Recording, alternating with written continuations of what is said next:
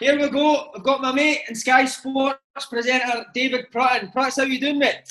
Si, it's an absolute pleasure. It's been a long time. I've been keeping tabs on you from afar, not in a sense of sitting outside your house in a bush with a lens, but seeing what you've been doing, and I've been thoroughly enjoying it, mate. So when you asked me to come along after I pestered you to get me on, it's just a privilege. Thank you very much. Oh, I'm just returning the favour because I had to watch you for a year sitting on the bench at Swindon. So.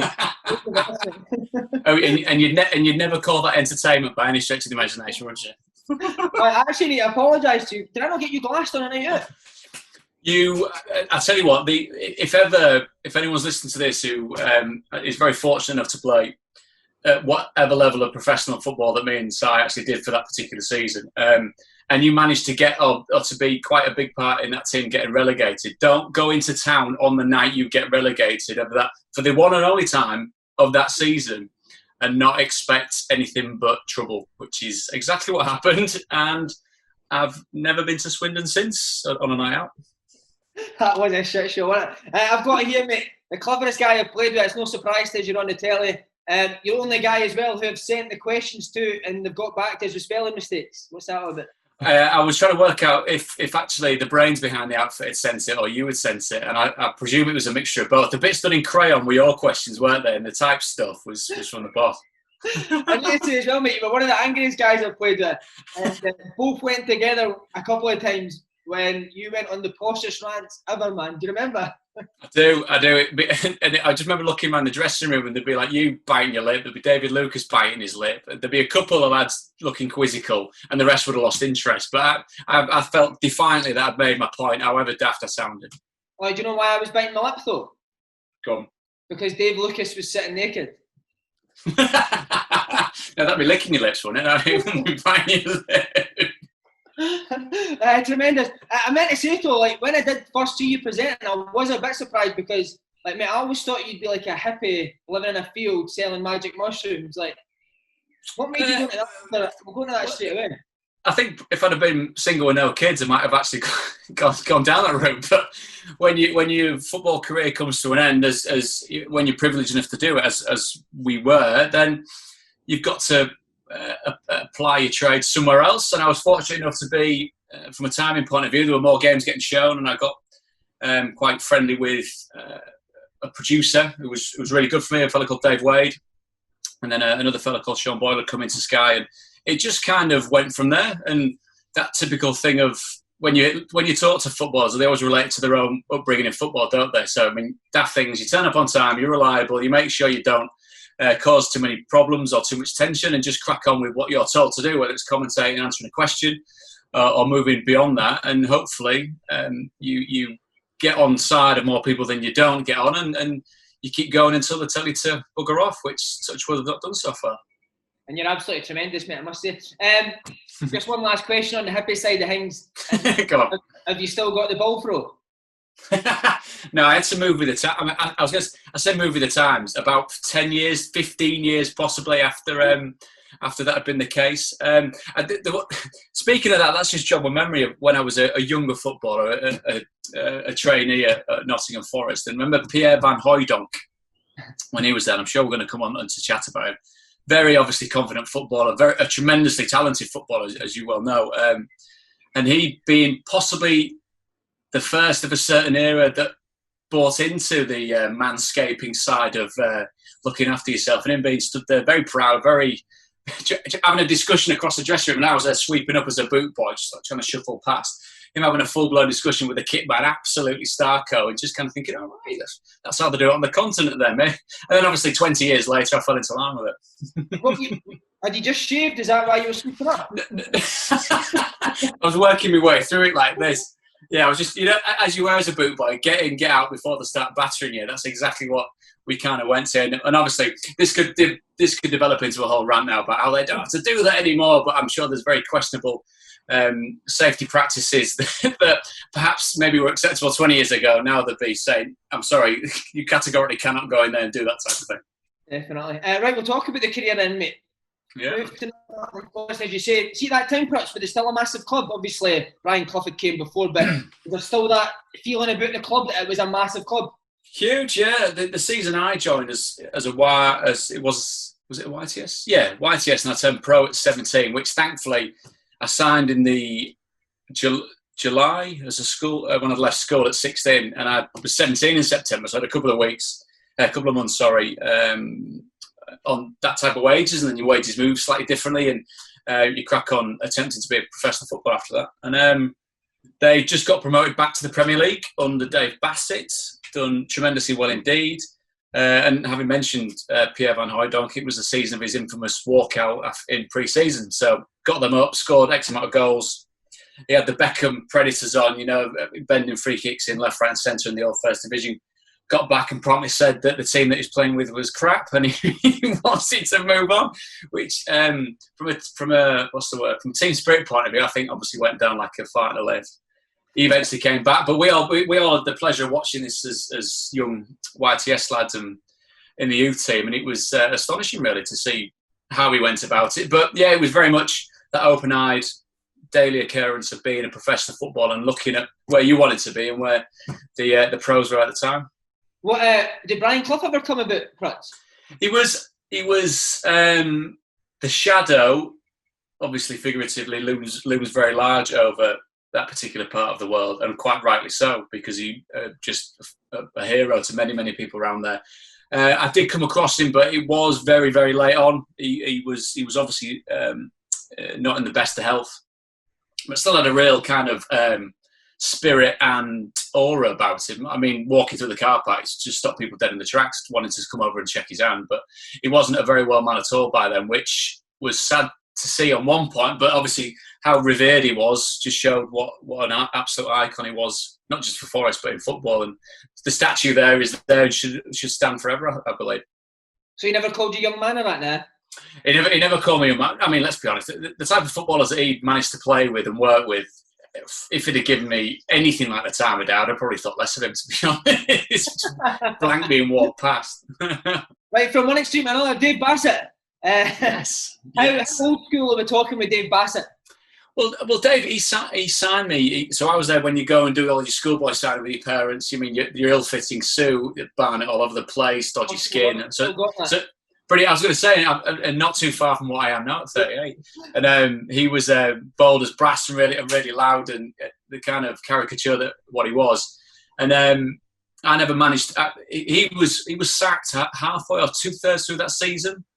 But he just a very kind of proper force of nature. I've worked with him since he came to Leeds later on, which was funny. So that's me jumping forward a little bit. I'm sure we'll get onto that. But he was. Again, it was the dynamics of having him, and he was at Sheffield. He was at Southampton for a while as well. So there was him, Dennis Wise, Dave, him, and Harry Redknapp and Kevin. But it was just an absolute mismatch of personalities. But when I seen him at Forest, he'd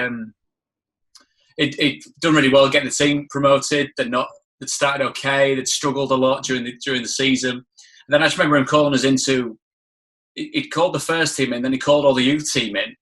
And just kind of very, very matter of fact, because obviously he's been in football for such a long time. He said, "Right, lads, I've got the tin tack. Just wish you all the best. You've been great for me. What I've asked you to do, you've done. You know what I mean? Look after yourselves. Have a good career. See you later." And that was it. And you kind of go, he doesn't know he just lost his job, doesn't he? He just come in and said that and then kind of go. But that was just his way. Like, he'd been in football so long that he knew that few bad results. 3-4 months of the team not playing well, and more often than not, it's the manager that goes more than the players. See, when you say about vicious first team players, so any examples of people being like that to you? Well, I mean, it was. When getting into the first team and being, 18, I think I was at the time, and 18, you're still part of you. You're still kind of growing into yourself and thinking that this hairdo looks decent, or you know what I mean. You're still a little bit. Shy about not shy, you're reticent about who you are, especially in a situation such as that. I mean, you're confident because you're confident coming through the first team, but I mean, you'd walk in, you'd get battered for everything, from what you were wearing, from what car you were driving, from all that. And the only way that you get on the better side of players like that is to play well and prove yourself within the actual game. And the first year that I was in the first team, and they went on a Christmas do, which was a fancy dress, basically going around Nottingham getting absolutely steaming. You know, back when Christmas parties could be a certain thing and it wouldn't be all over social media. And I was categorically told I wasn't allowed to go. and I was in town later on shopping like a nerd on my own, and came across, I think it was Andy Johnson, not the Crystal Palace Andy Johnson, the former Welsh international, who by this time was with another team, and this was so late afternoon, like leathered, dressed as something like Robin Hood or Maid Marian or something, and kind of walked up to me, and I was like, hey John, are you right? And he looked through me because he was that drunk. He'd like, who's this? I was like, here's a tenner, get a drink on me. And he went, bosh, whacked me in the stomach, and I went, cheers mate, thanks, bye. And walked off, and then I mentioned it to him about 3 or 4 days later, and he went, what? Just blatantly, no recollection whatsoever. And that was the first thing, walking through the market square in the middle of town, busy shopping time, you know what I mean? Like still, just different times, wasn't it? Jesus Christ. Amazing, man. Right, you spoke about Van Hooijdonk, mate. Tell us about him. Like, how arrogant could he be? He was the at that time he was the best player there, and he knew it, and he wasn't scared about telling everyone there that he was the best player. I think what it boiled down to was something along the lines of he was there to help Forest get back into the Premier League. I think there might have been a discussion about a transfer, you know what I mean, but moving on to somewhere that he thought was bigger and better and worthy of his presence. And that didn't come to fruition. He went on strike, and then kind of bowled back in. Not like nothing really happened, because I think I'm sure there was a general air with a couple of the first team players, right? You know what I mean? When he comes back, he's getting it, and then he kind of came back, and everyone went, "Hi, Pierre, you're right, mate." And he just kind of took it where he'd left off. But he, it's a stereotype, isn't it? When you say about Dutch players being very confident and believing in themselves, but he very much was that, and he had the skill and the ability to really back it up, which you kind of had to begrudgingly respect, I think. Was he one of them Prutts, like, especially as a young boy, if you weren't up to his standard in training, would he pull you up? He wasn't, from that point of view, I never actually trained with him, but from the point of view of how we treat young players in and around the training ground, because at Forest, you got changed at the actual ground, city ground, and then you walked along the river to where the training ground was. From what I remember, he was always all right. I don't remember him being... I don't think he was one of the school of my boot's dirty, hoying his boot at his boot boy, because we've all seen that. And you kind of go, let's make sure you get his boots right next time. I don't think he was that. I think he was I don't remember who did his boots, but he was a good tipper, I think, from what I remember. He might have been an absolutely awful teammate, but with regard to how the young lads were, I think he was always all right with us.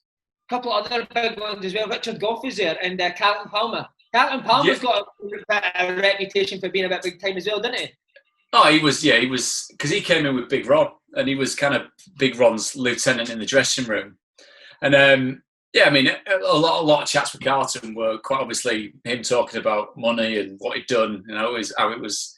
If he was having a conversation with someone, it was obviously like that. If you've been to Tenerife, he's obvioly been to Tenerife, hasn't he? I mean, it's like, yeah, bro, what is that? And he was phenomenally fit. He was that kind of single-minded. He loved the beer, as he's kind of admitted to over the years. But he backed it up by being the fittest lad there. And Richard Gough there's a lad called Chris Doig he's from up the road where you lot are, and he was a Scottish centre half who really looked up to Richard Gough, and he was really good, Gough. He'd come and have a chat, because he was quite, the elder statesman, or the captain, and very looked after himself. This is what we do. This is how you go about being a professional footballer. And fast forward several years, and I was in Las Vegas in a nightclub, and then looked across, and I was with two of my mates who are very, very good friends of mine, not big football fans, and I was like, I think that's Richard Gough, and kind of went, be back in a sec. So I marched up, I was like, Gough, you're right, David Prutton, and again that kind of what? And he kind of, I think, unless I've misremembered this, he kind of, oh yeah, nice to see you, and then kind of went, bye then. And when you walk back thinking, he must have realised how surreal that was to have a longer than a 2-minute conversation and say, nice to see you, bye then. Then I kind of went back and scratched my hand. I can't remember who I texted saying, sure I've just seen either that or some geezers like who looks a bit like Richard Gough has gone. Some absolute nutters walked up to me and just gone, "Are you Richard Gough?" And he's gone along with it in a nightclub, going, "Yeah, whatever, yeah, nice one, bye." It's always, you know, when you kind of sat in bed thinking, is that something that's happened? Have I misremembered that? Have I imagined that? But I'm going to say definitively, I saw him. He didn't remember me, and quite obviously walked off, and understandably walked off. Was he with a bird? That's the thing. He was on his own. He was on his own, which maybe probably made him think. He might have had that split-second decision where he's talking to me and I've got no one here that looks like I'm with anybody. Like, not like he's in the corner of a bar, like throwing shapes on his own, just kind of walking. But you know what Vegas is like. I mean, all kinds of strange people and strange things go on. He might have just been enjoying himself. Amazing. See, on the Van Hooijdonk walkout, so where are you at this stage? Are you still in the youth team, or are you? Yes. No, I was in the youth team, and because that was the first season that I was full time as playing football. He came back, and I remember him walking down to the training ground, which is we all had to walk down together, and he had this huge camera crew following him, and he was he loved the attention of bowling back down the side of the river with everyone watching him and hanging on his every word. And so by that time, that was the first season that I was there, which subsequently ended up in them getting relegated. That's not my fault. The Forest went down that season and not been back since, because it was that the damage had already been done. But I think by the time that Big Ron rocked up, I think Pierre had gone by then. I think. Right, and then as you mentioned, Big Ron comes in, rocks up as you said. I used to clean his boots. He had what looked like the prototype pair of Predators. You know, remember ones with the fins on, which like were about half an inch. And you think, for a start, you're thinking, why do you need those? And there was him and Peter Shreves that they used to take training, and he was there with all the catchphrases. I mean, what was he saying? Well, I mean, he'd be like, "Stick it on my head like a lollipop," or "It's a lollipop up at the back post," and he'd be saying it almost like, you know, his commentary obviously pre what actually happened with his commentary, but he was very much there for the soundbite, and he had the wonderful with hindsight looking at it, walking out for his first game. Do you remember that? He walked out and he stood in the wrong dugout like this, and I can't remember which team we were playing, and their subs are kind of going, why is Ron in our dugout here? And then he cashed me a cut, and he had to climb out because there's a big step getting out of it as well, so he had to climb up and get out of that. But they give it a go. From what the lads were saying, he joined in training in five-a-sides, which I presume he wasn't like overlapping fullbacks and getting on the end of stuff. I think he just basically stood in the middle of the pitch and, you know, passing it like, and Shreves, he just kind of like, "Oh, well done, Gaffer, great ball." But but the couple of times when I'd go and get because there was a little coach's room in the corridor, sitting down and go and get his boots, and have a towel pulled up to like above his, you know what I mean, kind of above your stomach but below your chest. What's about there? There was the hair dry and all that type of stuff. I mean, never looked less than $1 million coming in and out of training, but it was just a surreal matchup, which quite obviously ended in disaster. And I don't know whether it was under him or whether it was under Dave Bassett because Man U rocked up and won 8-1. I was a ball boy for that game. And without getting too deep and meaningful, when you sat there watching proper superstar footballers, Beckham, Scholes, of that type of bracket, up close and personal, and just looking around thinking, we've got no chance in. I think Forest actually took the lead, which was obviously the worst thing they could possibly do. And then Solskjaer came on and scored 4 as a sub, taking it to 8-1 by the end of it. And you kind of sat there watching, going, "This, you know, what I mean, that's what football should look like," and that's probably why Forest are going to go down. And unfortunately, they did that season. And is that true that the kid that used to clean his boots also had to put fake tan on his back? Yeah, only the top bit. I got to do his shoulders. Anywhere else, I refused. That's the thing, innit? You'd rock up in Nottingham in springtime, which, let's be honest, isn't the warmest. And had a healthy glow about it. But it's just like, those little surreal moments when you come across footballers or famous footballing people of a certain generation. And I can't remember would you have gone anywhere else after that? I can't remember, but it was yeah, larger than life and a huge personality. And then he goes, Nottingham Forest get relegated, and Gail Platt's son David gets the job. And that was a great thing though, because obviously the 1990 World Cup, that was probably the first World Cup that I can remember, very formative, and just thinking what an absolute legend he was. Came in, I think because he'd only been 36, 37 at the time, was he? Yeah, it says here 33. He looked about 50, but he was 33. Because he was player manager. That's what he did. He came in as player manager. And to be honest, we had a good group of players, but he still was the best player by a mile. You do finishing in training and you never missed, whether it was his knee, shin, foot, backside, be flying in left, right and centre. And he was fantastic with me, really, really good. I knew there was a bit of friction between himself and the older players, because I think if he was 33, there would have been lads there that were older than him, that were trying to get into the first team. But he was great for me. He seemed to be a big fan of me for some unknown reason, so I got a chance to play, and playing with him was fantastic. See, on Platt, when you said he got sent off, and you said like the older boys maybe weren't too sure because he was younger. Like, see that day he did get sent off. Would anyone ever pull David Platt up for that? I don't remember him getting a bollocking off anyone else. I remember him probably taking it on the chin and saying, look, holding his hands up. But I mean, there was many games that season that were just bizarre. We played Wolves away, and it was the Wolves of Adi Akinbaye, probably Paul Butler, maybe Jolien Lescott might have been there as well, and Matt Murray. So I mean, we're talking about a team that's a big bunch of lads, real hefty bunch of fellas. And Adi Akinbaye had a bit of history with a centre half of ours called Tony Vaughan, a Manchester lad. So, I mean, those two were just going at each other. And I think Tony or Adi, one of them had thrown the nut on the other one.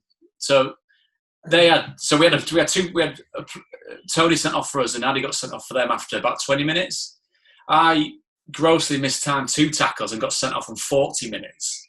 By which time, Dave Besson, he's thrown the ball out because a Wolves player's injured. They've thrown it back. Michael Branch has got it and scored. So they're 1-0 up. And Dave's going absolutely bonkers. And to the point where he's got the ball and he's kicked the ball out of the stadium. No, Dave Besson did. By this time, like, David Platt's on the touchline go, what on earth's going on? I don't know whether Bez thought, well, if we haven't got a ball, we can't play the game, because quite obviously there's about 20 balls on site on any given football match, isn't there? And so after that, and then I got sent off, and I'm like hyperventilating. It was the first time I've been sent off, so I'm in there hyperventilating, like, I've let the lads down, it's horrible, I'm so sorry, Gav, for all this type of stuff. And Dennis Booth came in and calmed me down, which was lovely of him. But it just seemed parts of that particular season were carnage, to be honest. from what I remember, the different kind of facets and the different personalities involved. Right, we'll talk about teammates, because John Terry spent a brief loan spell at Nottingham Forest. He did. And your first proper season, could you be honest? Like, could you tell back then that he was going to be one of the world's best centre halves? He obviously came in with a lot of Chelsea pedigree. He was a big. I mean, if you've come across, he's a big lad, isn't he? And he was a big lad back then. He didn't need to grow up anymore when he came to us. He was already a man in effect and leading teams such as that. And what I really kind of impressed me purely from a nerdy footballing point of view was my take on centre halves up till then was head it, kick it, tackle players. And when you play 2-touch or head tennis or you never gave the ball away. Wonderful first touch, wonderful passer of a ball. And when you thought you were perhaps trying to have a career as a cultured midfielder in front of him and realising that the central defender's better than you on the ball, you kind of going, shit, maybe I need to pull my finger on it. But he was good. He's really good. He took to the city, took to the club really, really well. And what does that mean? He was out all the time. Well, I mean, we had a decent group of lads that didn't mind a night out, and he was. He's not shy, as John Terry. Jesus Christ, he was as a very integral part of the dressing room very, very quickly, even though he was only there for a short space of time. So he was good to have around, very confident, and I'm trying to think if I've seen him much. Bumped into him in a hotel. I keep bumping into like people former former central defenders that I've played with hanging around on their own. And no, he was walking. He was at the Grove, I think, which is near Watford. I think he was playing golf, and it is one of that slightly eggy situation when he's obviously gone like that, and you've kind of went and then plateaued and then gone down, and you're kind of going, shall I go and say hello to him on the risk of him going again? Richard Gough blanking. Who are you? But he was good as gold. Really, he was good as gold. And then, lastly, this is me jumping forward. Like when we started doing this Football League show on Sky, which I said to the producer at the time, "Oh, you mean we'll get some big names in early doors?" And I think it was just as John had gone to Villa. He's gone to Villa. I'll give him a ring, get him on the show. Blank me. It might not have even been his number. I text somebody who might have been John Terry, might not have been. They might just gone, who's this whopper and why does he want to get me on this show? And consequently never heard back from him. So, see, when he was a young kid, Prutz, would he still be like? Is he coming into training against experienced strikers? Would he still be batting into them at that young age? Yeah, he was hard as fucking nails. He was the frame of the fella. I mean, he's in tremendous nick now, but he just and. I know this is me again. There's varying sides of human beings in the world, isn't there? I mean, you're not diminutive, but I mean you're a nice, lovely, tight little package, aren't you? And you get slightly bigger, and then. But John Terry is just a big man. He's got what must be big bones because he's very broad and he's very tall. And he was like that when he didn't need to bulk up, he didn't need to trim down. He was just a big dude from the start, and. Yeah, but you could tell head and shoulders above everyone else, and was gonna. Whether you knew he was going to go on to be England captain, I don't know. But he was very much destined for what he managed to achieve. And see, because he was a loanee for Chelsea, would he foot the bill on nights out? Frank Noble came to Swindon. He was loaded on loan for Chelsea. Every night out, mate, he would pay for everything. It was Terry the same. I don't think I wasn't quite as tight as I was back then, so probably I chipped in. But now, if it was now, I'd be like, there's a fellow from Chelsea who's quite obviously going to pay for everything. That's why am I even bringing the wallet? But you know how tight I am, so it's fine. But and lastly as well, obviously London prices compared to Nottingham, because it'd be deemed as going up north to Nottingham when we all know it's not strictly up north when it's the Midlands. I'm sure he was probably laughing his head off that beer cost about 50p a pint. Ian Wright was in as well, Prutz. He was a massive character in the game. Was he yes. He was. He was again bold as brass. He was not shy in any way, shape or form.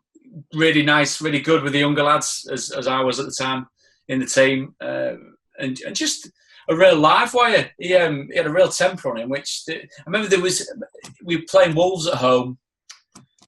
I'm sure it was Kevin Muscat who... Oh, he's a naughty boy. I think his calling card's been left on several professional players over the years. But those two were having a bit at each other. And it was down, if you look at the City ground, you come out the tunnel to the right, there's the A block, which is where all the kind of ultras all hang out. And these two were having a bit of a running battle, kicking him up the arse and booting each other left, right and centre, because I think he wanted to make his mark on Ian Wright. And at one stage, he tried it again, and then like Wrighty. So I think that, he looked at the back of his shirt, obviously he's got his name and his number, and he like looked at his shirt and he went, and then looked at the A block and he's like as if, and it was like a red rag. It was like a red rag to a ball, because it literally just asking them like, I mean, right, who on earth's this kicking lumps at me? And he, which I mean, you kind of watch it go, but then knowing as you mentioned, the reputation that precedes Kevin Muscat, that's a very fine line to play in it, because I'm sure the next tackle probably sent him over the horses. But he was good. He was really good, and again. Latterly, having worked with him, doing different bits and bobs, media-wise, just a lovely fella. Instantly, how are we doing? You know what I mean? How's everything? Catching it very, very quickly. And what you see with Ian Wright is what you get, I think. Yeah. Jennings was another player he played with. He got his move to the Premier League before you. When him getting that sort of move, was that when you started to think, I want to do similar, I want to go and play in the Premier League? I'm sure, again, apologies if JJ ever watches this, but I was ill one particular weekend, and JJ, I'm sure he started in place of me in midfield. And again, I mean, he was just some little skinny kid, wasn't he? And wonderful up and down the pitch and very good on the ball, as he went on to prove. I'm not saying that I gave him his foothold in the game without me getting ill, like sliding doors. If I'd never got ill, he might have just disappeared in Clifton in Nottingham. We'd never seen anything of him. But he left, and so you do start to think a little bit about moving on. There'd have been a couple of whispers here and there, but nothing too concrete. And then moving on to Southampton in the first January transfer window, I think it was.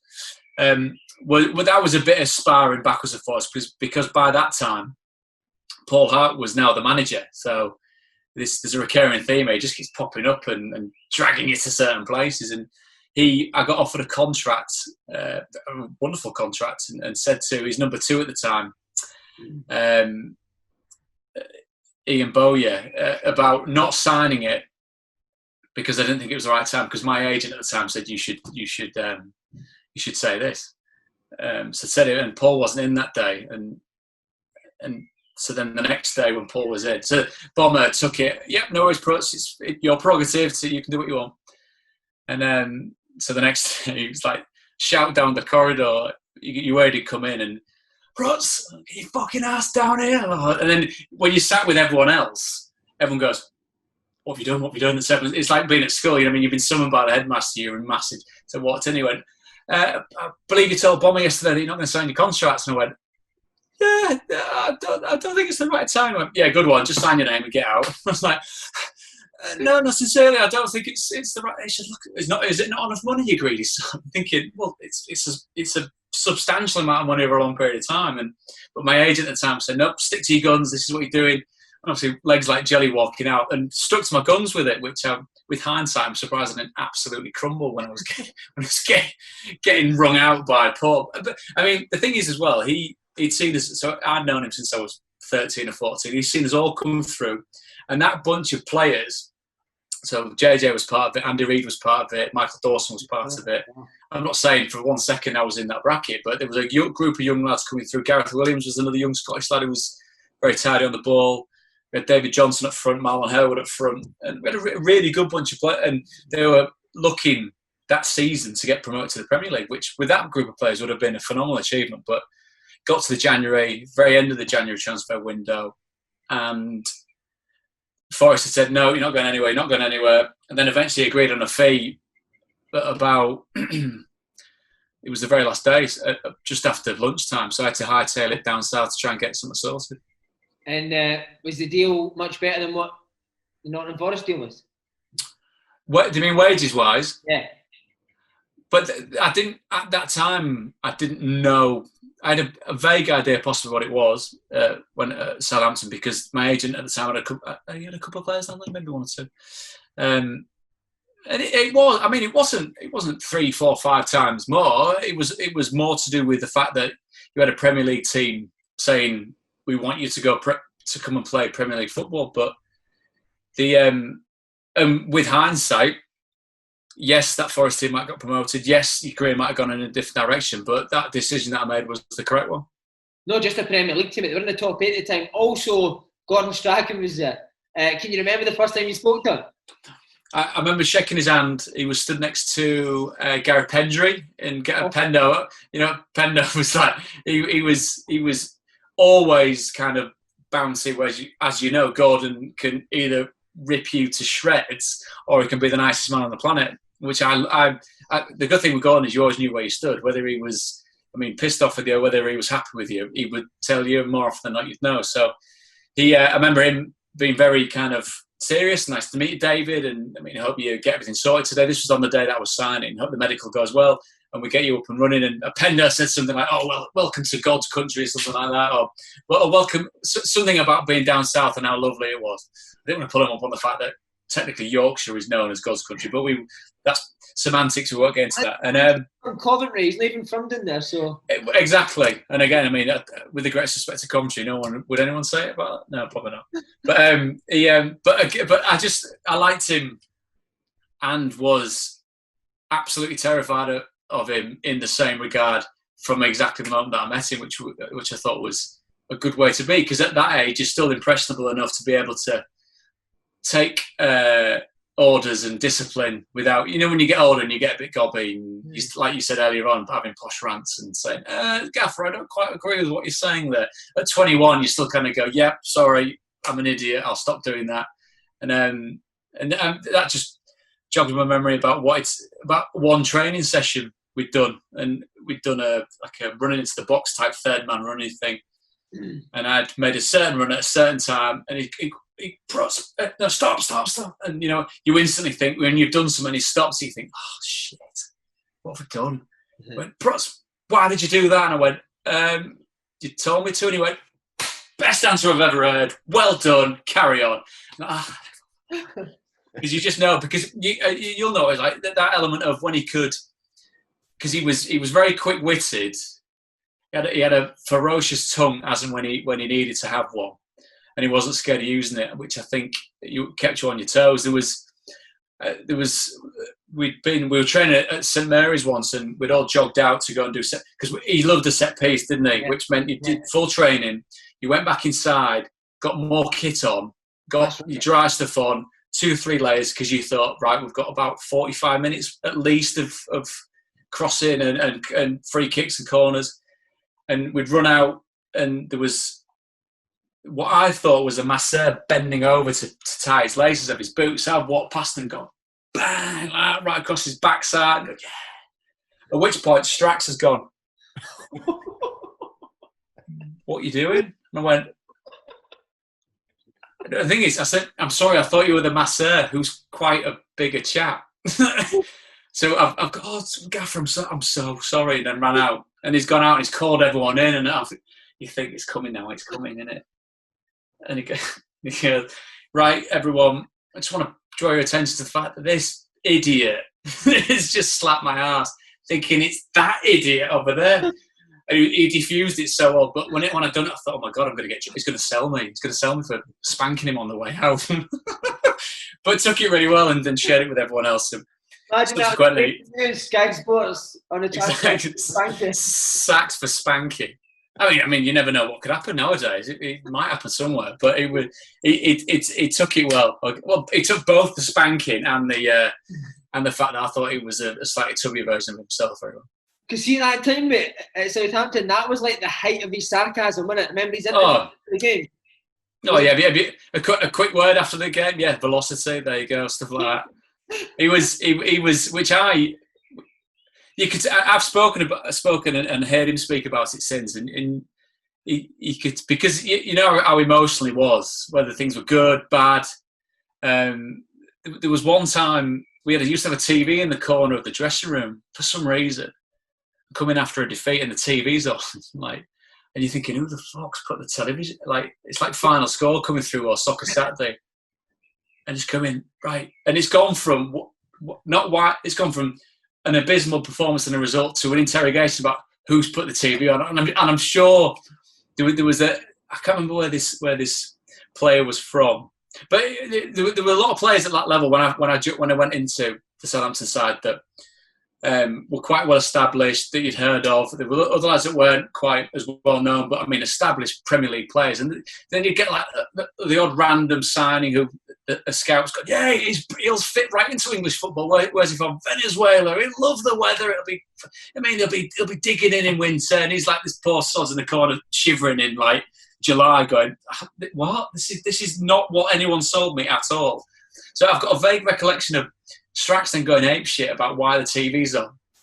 And one of these signings that had never got anywhere near the first team, in his suit, kind of sat underneath like the on and off button, kind of going. It's obviously zeroed in, and it's gone from like, and I probably played crap at the time, so buzzing that it's gone from like an interrogation about, I can't believe someone's put the TV on, Gaffer. That's, so unprofessional. And we must have been there half an hour. Right, we're not going until someone admits who's put the TV on. That's brilliant, man.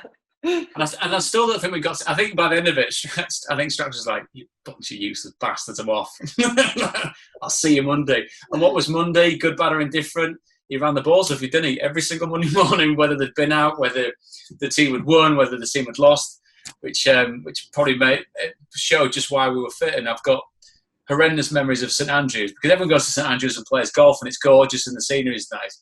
we just got run up and down the sand dunes there, which was absolutely astonishing with regard to how hard a pre-season was. Oh, and again, it's the worst, isn't it? But and I tell you what, the thing that always threw me side was you had coaches that said, right, if you had 5 sets of doing something, do the 4th in this time, and we'll forget the 5th. Yeah.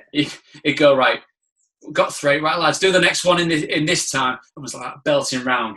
Yeah, well done, still 1 to go. Like, what the fuck am I? But it was just his way of, he did it, and he was an incredibly fit player up till he was about 42 or 43, I think, so he was never going to take anything less, was he? See, it sounded like he used to join in the runs. Did he do that at Southampton? He might have done the odd. I think I'm trying to think. He might have done the odd one, but he had a mutual friend of ours, didn't he? The dog that he could let off the leash to set the times and show exactly how they're running. Yeah.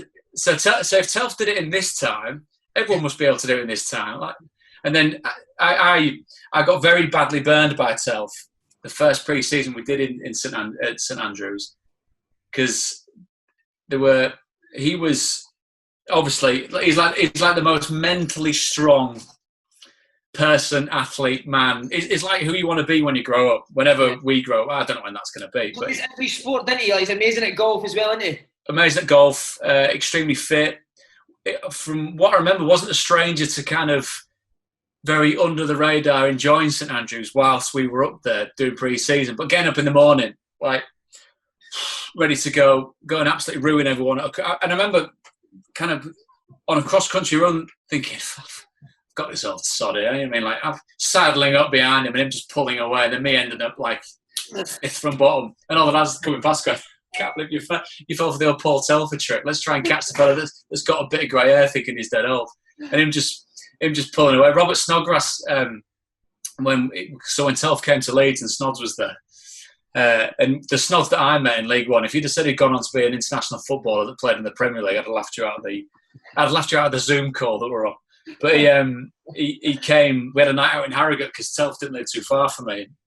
They'd gone to bed at some ridiculous time in the morning, maybe even via a casino, and then in the morning he just wakes up to see Telf. Stood over him, slice of toast, a couple of paracetamol and a cup of tea, like Telf looking like he's had 12 hours sleep. And that's exactly what he's like. He'd go to bed, like, by the time you finish talking and no one could make a sentence, he'd start off to bed and then he'd like just bounce up in the morning like that. Morning, ready to go again. And there's been many a lad that I know, footballer, that's tried to keep up with him, that he's just absolutely taken to pieces. Even at Celtic, mate, he was like 35 and he was miles ahead of everyone. But he's breaking a sweat. No, and I mean, seeing him in the gym, I've never seen a man do a more perfect set of pull-ups. I mean, there was no wiggling around, was there? It was all put chin up and all that type of stuff. And because what the career that he had. I mean, obviously people look at who he played for with Strax going to different teams and taking him around, but I always just thought he was Strax's marker in the dressing room. He could rely on him to play full back, centre mid, centre midfield.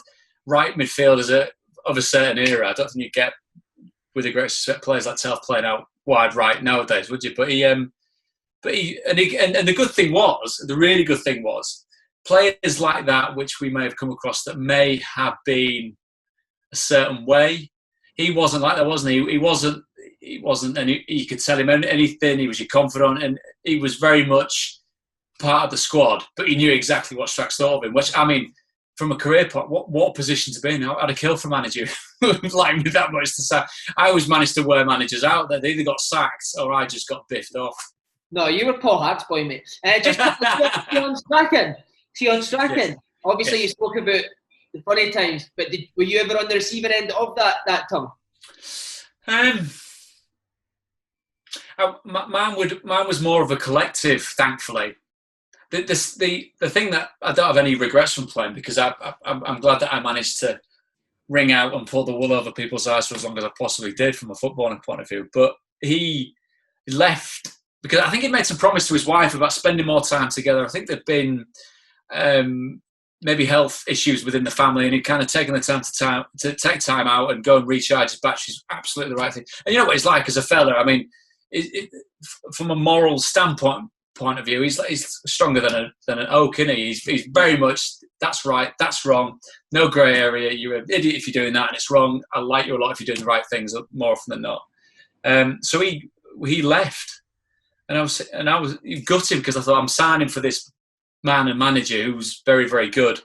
But he'd never, on a one-to-one arse ripping point of view, I don't remember being laid away. I just remember whenever he wanted you, you always wanted to please him, and which is, I think, is good as a manager when you're a younger player. I remember he called me into his office once, and there's a friend of mine that is a musician, and I think he got me one of the very, very early iPods, which was about that thick and held about 200 songs.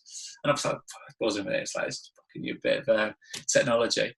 And Strax loved his music, didn't he? And he called me in, and I'm thinking, oh, this must be tactics, or like, well, I want you to do this on Saturday, and I think you're doing well, or I think you can improve on this. And he went, Prutton. I went, yeah, Gough, yeah. And he went, well, these iPod things. And I went, like, what? And he went, can you get me one? Filled with music. Yeah. Right, cheers, go on, piss off. Ran out and like, what did he want? And then basically, I'm his iPod dealer. He wants me to get him an iPod, for Christ's sake. The lads are going, oh, nothing about you first. I got him on, yeah, I did get him on. Because I thought he'd get me a place in the team. But no, apparently I have to play well consistently to get in his team. See, it certainly thought you always had that one player that you would always kind of single out that would get it. Probably. It was it up there. So Samaras at Celtic used to get it quite a bit for him. You have one at Southampton? He wasn't the biggest fan of. He was both exasperated and highly entertained by Fabrice Fernandes. Is that the wee winger? Yeah, the French lad who was.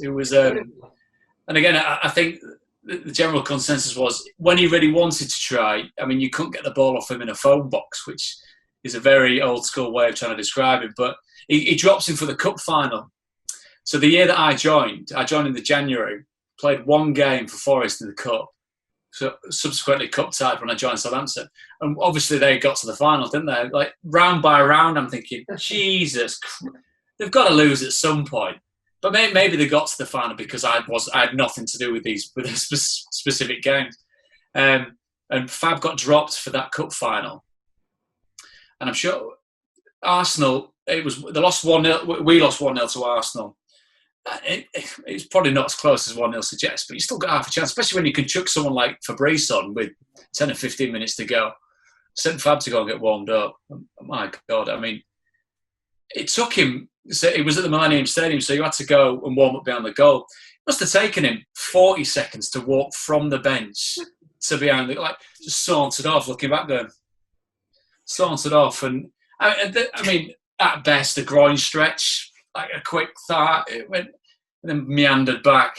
And by this time, absolutely like, is he fucking what is he? Like the game's going on. I was like, what is he doing? Going bonkers. And Fab being Fab, just not remotely bothered at all. And I know he could wind Gordon up a treat. Anyone that didn't look to be working hard, anyone that didn't look to be, he had a great. He understood how a generation of football or younger players could be. I remember Danny Higginbottom. He was, for some reason, on the floor of the shower, covered in soap, doing like the breaststroke and then turning over and then doing like backstroke. And the gaffers walked in and threw his shower and just kind of went, fuck's sake. Had a quick shower and walked off. And part of him was just utterly exasperated that he's surrounded by morons, basically that weren't as good or as. But I think he loved us in a way. We probably saw him off. That's probably why I thought I need to go on a rest before I go and do a proper job somewhere else. Amazing. Some big names as well in that team: James Beattie, Wayne Bridge, Brett Ormerod, Anthony Emmy. How big was the queue to get next to Brett Ormerod in the team photo? The great. I mentioned Porsches earlier on. Brett had come terrorising up to train him. It is this beautiful. Again, not a Porsche's a Porsche. Got out and it was. You get out Reebok Classics, tracky bottoms, and even Chris Marsden, who was a mate of his, was like, "You look like you've nicked that, you scruffy sod." I was like, "Oh God, I said that." And he again a great lad, but very much I think born and bred in Accrington, so still had that thick Lancashire accent. I mean thick in the nicest possible sense. And I remember the one. It was either after the semi-final in the FA Cup, or it might have been it was before the cup final. And when you talk about Strachan being a certain way, he'd done this wonderful speech going around a lot of the play. Obviously not to me because I had nothing. I was stood there in my suit completely. Thanks to my podcast. Exactly, yeah. Great music, Pruts. Anyway, moving on. And he said he remember seeing Brett playing a game. I think it was for Accrington, or some other team that he'd come in front of a handful of people on some night when it's pissing it down, and admired the way that he approached football, tenacity, his work rate, all that type of stuff. And that's why Brett Ormond, you stood out. That's why you're here today playing in the cup final. Like any given Sunday, I was like, Jesus Christ, that's beautiful. And Brett's like, cheers, Gaffer, like that. But no, Brett was a good lad. Beats another lad that was larger than life. It was right. Let's go for a night out, and it wasn't a night out in Southampton. It was a limo down to Bournemouth with illuminous knobheads on the side that shows here's a group of footballers coming. If you don't hate us already, can we get a limo and a VIP area, please? Straight in. You're thinking, and champagne, yeah. Can you get a fucking rocket on the top as well and send it over everyone as you go past? And so early kind of notice, you'd be sat there going, Jesus Christ, look at these whoppers coming. But no, and again, they're all good lads from what I remember. Brilliant Prutt was a brilliant player. Really good, really good. Very fit. He was quite streaky when it came to scoring. He'd score 7 or 8 worldies, and then maybe have 3 or 4 games, 5 games where he's a bit quiet. But no, he was really good. I think he went to Everton after that, didn't he? He got a pretty decent big move there. But I think he played better. I think he played best when he was in a 2. So between him and Brett Ormond together, or when he was playing with Marion Pahars. Who again, phenomenal player, very good player, very very quiet, very unassuming. He was hated the water in St Andrews. Didn't want to come in, but didn't want to come in above knee height because it was too cold. Right, we're not going till everyone gets in. If Marion doesn't get in, I mean, we can stay in here forever. Jesus Christ, get in the water. But yeah, again, I mean, some very very very good players, and I remember. The goalie coach used to call him, you know what goalie coaches and goalies are like, Christ, like their own secret bloody club, and it's pathetic. Weirdos, isn't it? Weirdos. And he, and Antti, I mean, and Scandinavian lads, I always thought that they were as close to British lads as, I mean, you didn't have to coerce them into it. Right, are we out? Come on, Matt, what? It's Monday night. Can we have a night in? Jesus Christ! And they would be straight. I mean, big load of snooze ready to go, high as kites as you kind of going from place to place. But there was a game at Villa, and I've got a picture of it somewhere because for some I went through a period of shaving my head for some reason, probably because I thought I was hard as nails. And there's been a cross or a corner that's come in, and I've taken umbrage with Antti for not coming out and claiming the cross. And as you ask a goalkeeper, Antti, what the fuck are you doing? You are straight up to me, and the picture that I've got is him having pushed my neck and back, almost like in Snatch where Brad Pitt gets punched and ends up in the pool like that. But you see him there's me slow motion going like that, and thinking I've got whiplash here. And subsequently, again, the last time I ever told a goalie what he should and shouldn't be doing with regard to coming and claiming the ball, it was comical, really. It was good, but again, another good lad, another very, very good player. But Strachan was the big on night suit, so would you sneak it, or would you a little bit more back in? That's a very good question, because he was adamant, wasn't he, that he was, because I think there's that story that it says about being at Man U where if you turned left out the training ground on a certain day, everyone's off to the booze. I mean, he was always turning right and going home and preparing and looking at, and he never has been a big drinker, has he? From what and I suppose you don't play till 42 if you're on the lash every couple of nights a week. But I mean, Telford always used to say there was a healthy group of lads at Coventry that used to have a couple of nights out a week. And in Southampton, it is a city, but it's small enough that people know each other, and the amount of clubs that are there, as in going out clubs, not football clubs, the amount of clubs that go out and get boozy in. There's only a certain few that you would kind of go to. Were you surprised when he left? Finished 12th in the league. It was that year. Strachan goes, did you say it was because of the family? I remember him saying, or he'd made a promise to his wife, or something had got to a certain stage where it was time for him to take a bit of a break. And with any manager that comes and goes, if you're not playing and he doesn't like you, you're like, see ya, bye, don't call us, sod off. If he likes you and you're doing okay, you kind of think, oh shit, I've got to start again now and impress someone else. And he moved on, and it was the only time you would marginally think, what if? From my totally selfish perspective, was if he'd have stuck around and where Southampton might have stayed. See, have you seen Strachan since? Yeah, I've done a couple of bits with him. He was, and again, this I file this under my. Have I misremembered this along with my Richard Gough story of Pendo and Gordon leaving me a voicemail when I was up at Leeds, and they were driving up to somewhere to watch something or scout something, and I'm sure there was a conversation that they had on my voicemail talking about or laughing about the fact that they'd been conned into paying £2.5 million for me several years previously, and then just kind of knitting it together, going, well, we just thought we'd ring and see how you are. Oh, things are all right. See you later. And me just like laughing my head off. And every time I've come across him, the bits that we've done working together, and I know there was a bit of consternation a few months back because he'd done a bit on Sky where he'd managed to talk himself into a cul-de-sac on a certain topic, which, having read an interview with him only in recent weeks within lockdown, it still very much hurts him now, which again shows the type of fellow that we know him to be. Absolutely hard as nails when it comes to certain things, soft, sympathetic, kind, caring, empathetic in a lot of other ways that to do with the proper things in life, family, friends, relationships, etc. And the bit I always enjoyed being sat with him because he always had that very honest opinion and that wicked sense of humour, which you'd hope going into what he's done with and working, and I know they're on hiatus, but working with younger players of certain age and certain backgrounds, I think they would really benefit from listening to him. Yeah, he said that he done his iPad.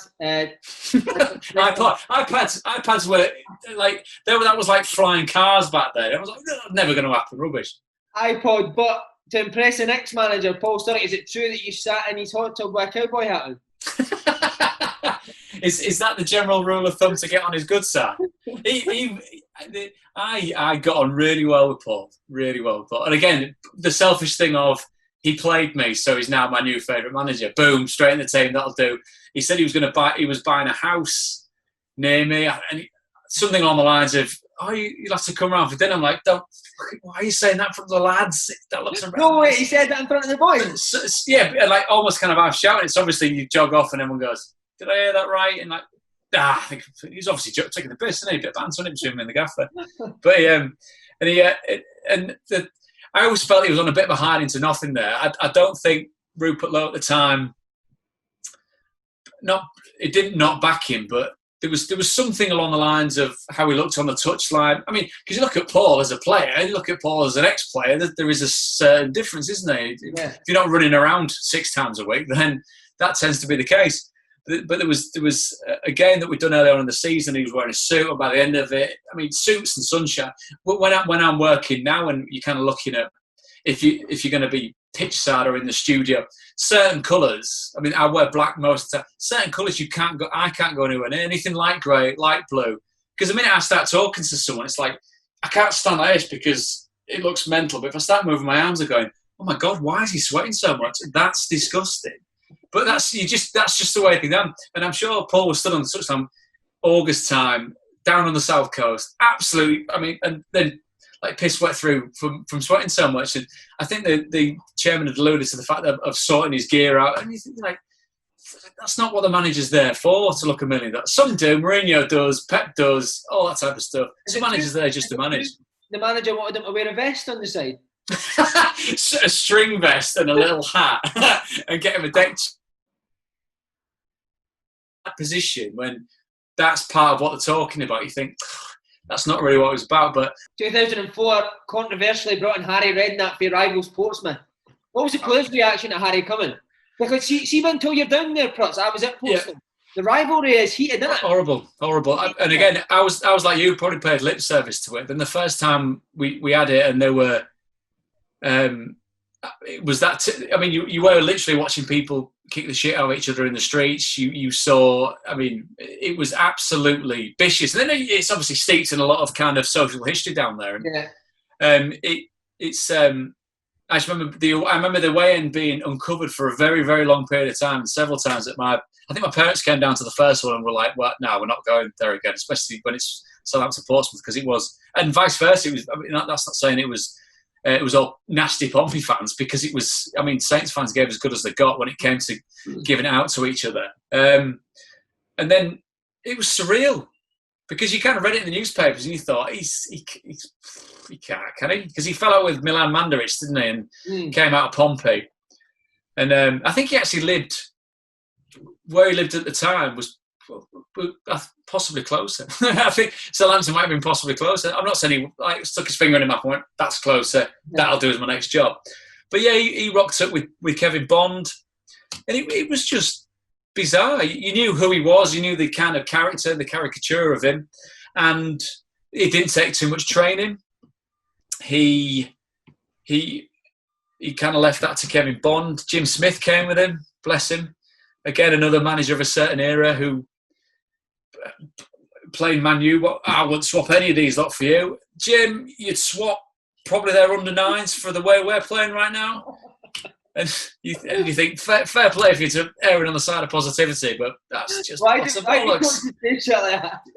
Because you jog out and you go, because you know what footballers like. We all, I've already mentioned it. We all want that any given Sunday moment where it's like, come on, this is going to be our day. We're going to be immortal for 90 minutes. More often than not, footballers are going, did he didn't just say that, did he? Have you seen their team? Their team is ridiculous. And we were making a very good effort of looking like a very poor Premier League team. And I think Harry had said something which wound Neil McCann up. I'm sure you've spoken to Neil McCann over the years, and he's like a red rag to a bull, isn't he, when you get on the wrong side of him. He said we played somebody in the cup, not the cup, in the league in a midweek. And in the paper, I think he'd subsequently said that I'd do well to get this team out of the Championship, never mind keep them in the Premier League. Which, I mean, could you call that reverse psychology or just utter rubbish? Like, cheers, Gaffer. Yeah, I think. What did Neil McCann do? He pulled it up after a game. He pulled it up, and the thing with Macca was, he was good because regardless of who he had the beef with, whether there's a manager, whoever, he'd go toe to toe, he'd go eye to eye with them, saying, "This is what you said, and I don't agree with it," and said it in a very eloquent, slightly raggy, aggressive way. But I think, they kind of begrudgingly made up by the end of it by everyone kind of getting Macca to shut up so we could go home after the game, and Harry kind of looking at his watch, thinking, "I've got traffic to miss here, Macca. Can we leave this beef for now?" But there's a race on. There's a race on. I want to probably, but he did spend a bit of time on his phone, Harry. The great dichotomy from the coach's point of view was when Clive Woodward came in, which they shared an office. The rugby England. Wow. They shared an office. I think Rupert Lowe brought him in, and so obviously he's won the World Cup in 2003. World Cup winning rugby coach was sat in there almost. Not in an apprentice type way, but like learning the footballing ropes because he wanted to see how it would work in football.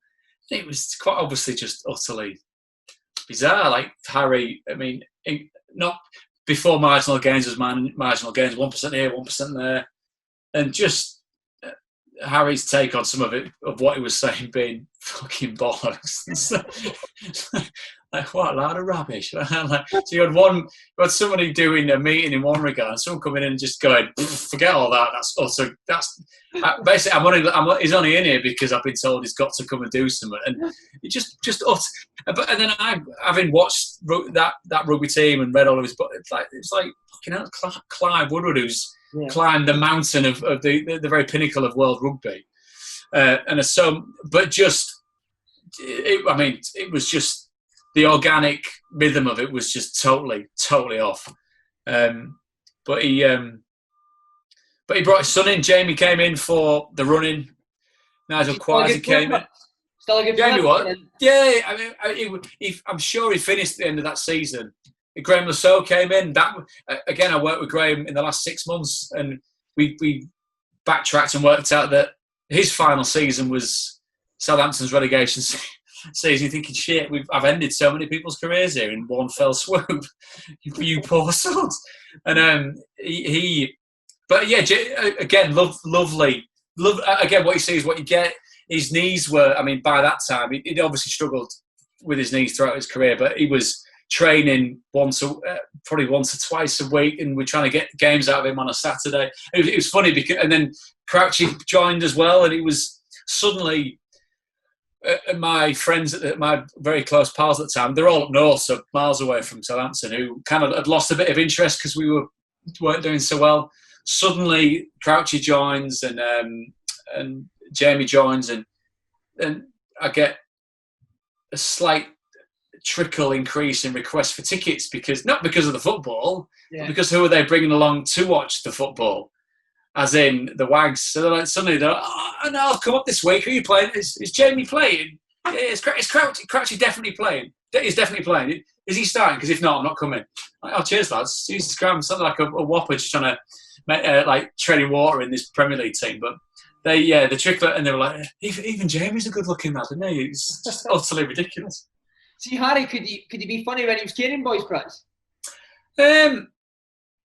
It was the sense that I got from Harry being there was an exasperation that he managed to end up at the club, realising once he got inside the club that we weren't up to staying in the Premier League, and that possibly he was going to preside over us getting relegated, which ended up being the case. And when I look at him now, it's slightly different what he's gone on to achieve, but his post-Saints career, I think, has managed to salvage that reputation. I don't think he's remembered as the fellow that was manager of Southampton when they got relegated. I don't think that. I remember, I mean, as a Pompey, he's an absolute legend, isn't he? And obviously, going on to be at Spurs, he's done tremendously well. It's something that we're going to come on and talk about. But when I got banned, he was my. I went to speak to the FA in Soho Square to go. And you went and you had to go forth and put your case forward like it was like a court. Yeah. So you're up against a current member of the FA, two members of one of these like regional FAs. I mean, I'm talking average age of about 85. And you walk in and they're looking at you like as if you've killed someone. I'm thinking, Jesus Christ. And then the fellow who represented me was a fellow called Mick Maguire, former footballer, worked at the PFA, has since moved on to work in representation in, for want of a better word, show business. And he's tried to mitigate, and I'm jumping the gun slightly on the chronological element of the story, but he's listed how I've perceived to be getting better over the seasons with regard to yellow and red cards. His first season, 99, 2000, he's got 14 yellow cards and 2 red cards. Second season, he's got 12 yellow cards and he's got 1 red card. Season after that, he's got 10 yellow cards and 2. I'm like, this is the fella representing me. I'm thinking, you're making me sound more psychotic than what I have previously shown myself to be. And then so he said this, and the little 3-man panel's gone out to deliberate, and Harry's like, fucking hell, Prutz, you've got more previous than Reggie Gray. It's like, so you think that he's told them that they've obviously gone out just to go, we've got to throw the book at this nutter because he's not getting any better at all. And so that's me jumping, because in that season, the season that we went down, 11 games before the end of it, we played Arsenal. It was live on Sky. Pumped up, trying to get the points. I think I'd scored the week before and then we'd come up against Arsenal. Absolutely wired, ready to go and save the day. 2 tackles. I think the first one was on, I want to say, Flamini or possibly, which in itself, in isolation, borderline red card, yeah. Which it was an awful challenge. Which I saw a picture in the mirror on the Monday morning. I was like, oh my God! Like his ankle was like that. My foot was there, but I mean the face was like Grimes' stop. Was like ready to. Brett Ormerod. It was. I went full Brett Ormerod on him, and he rolling around, and I've gone to remonstrate with the linesman, thinking there's a gross injustice that had just happened against me. And Alan Wiley, the referee, gets in front of us, and Alan's probably about to hear on me. So there's me basically moving around this smaller chap, like I'm trying to ragdoll him to have a go at the linesman, and I've gone full kind of gangster lingo on him, like I've mofoed and all this stuff. And the linesman's probably going, "What?" Like I probably wasn't making any sense whatsoever. So Harry's come over to drag me off, and then he went absolutely bonkers at our time, which was only about 5 minutes later. What, are you Prutz? Oh, absolutely, yeah. Like if you've done wonders, you've done great, you've got yourselves back into the game, but it's one fucking idiot, and in the corner, like bang, and I was, what you couldn't go, me? What have I done? But he was absolutely raging. And then but then afterwards, after the game, you saw how upset, for want of a better word, I was, because then it sinks in. You go, oh Christ, that looks horrendous. It's been on TV looking horrendous. And wait, sorry, seen the second half when the boys were playing. Are you in the dressing room and you've seen the incident on TV? Sat in the dressing room and seen it. Yeah, I'm sure. Yeah, I think. Yeah, you're right. I did see it back on TV. And you know at the time, and you know at the time when you've been perhaps wrong. But I might know more than you because I got sent off. Did you ever get sent off? Twice I've been sent off ahead, but nothing like that. What was your mistaken identity or taking the piss out the referee or something like that? I tried to get off of one of their players. Without even buying him a drink. You straight in with the tongue like that. Because there's some that you almost try and mitigate for, where you kind of think, I can half get away with this, but I'd not at this time, and it was just ridiculous. And then the Monday morning, all the Sky Sports News are there, and you've got to sit and you basically got to take everything that's thrown at you. I remember reading an article in the Daily Mail, which was just an absolute character assassination by someone I'd never met, never come across me. But because you do something like that, we do it now. And it's funny when I've covered games when something like that has happened. More often than not, the commentators will tee me up to kind of.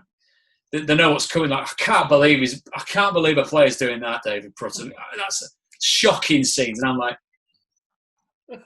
Grant's saying, yeah, I can't condone that. I can understand it a bit, but yeah, and it's having seen, and again, this is me not trying to rewrite history and mitigate for it, but having seen what's been chucked out for bans in the intervening 15 years for what has been done in any way, shape, or form when it comes to disciplining players or crowds or anything like that, it's bizarre that one got so much traction, I think. How was the Southampton supporters with you, Prince? Did they hate you? So I mean, because I was very sincerely apologetic because it was a total fuck up, and it was no one else's fuck up but mine. And I tried to get myself ahead of it by saying, look, I understand I'm going to get battered for this, but don't get it wrong that you're going to batter me more than I'm going to batter myself, because that's what you do. You beat yourself up, and then you realise that you got this portion of time not playing. But I didn't have the balls to say to Harry, you don't need me for 2 months. Can I go on off? Because I think he would have probably gone to town on me for that. But they were okay. I think they were all right. I mean, I think they knew that whenever I was on the pitch, I tried my best. I might not have been the most skillful or productive of players, but they knew that I genuinely and generally gave a shit about wanting to do well for them, but just didn't cover myself in glory in that position. So 8-game ban, and then you come back for the final game of the season. It's a 10-game ban. 10-game ban, wow. 10 games for shouting at a linesman? 10 games. And then 11 games left of the season. Last game of the season against Man U at home. 100 degrees. I've not played any form of proper football. I've trained, and it would have been billed as one of those survival Sundays. And I think out the bottom three, I think all three positions, or maybe the bottom position had been taken, but I think the other two were still. If we'd have won, we'd have been fine. Yeah. But we were playing Man U. Like, we had a fighting chance, but I came on and. You know what it's like in pre-season when you're heavy legs, but when it's the last game of the season and 20 minutes in, you're kind of going, fucking hell. Like gasping, red hot, and just trying your best but nowhere near it. And we went down with an absolute whimper, which was very, very sad for a team and a club that had always been. They were known for the Great Escape, weren't they? It was known in Matt Letizia turning up, scoring a hat-trick of worldies and keeping them in the league. And seeing them over the line, but we had a player that was nowhere near as good as that. We were a squad that wasn't good enough to stay in the Premier League and deservedly probably got relegated. See, when you went on, did Redknapp say to you, go and do Letizia, son? Jesus Christ! No, he knew what I was capable of. How was he in the dressing room after you got relegated?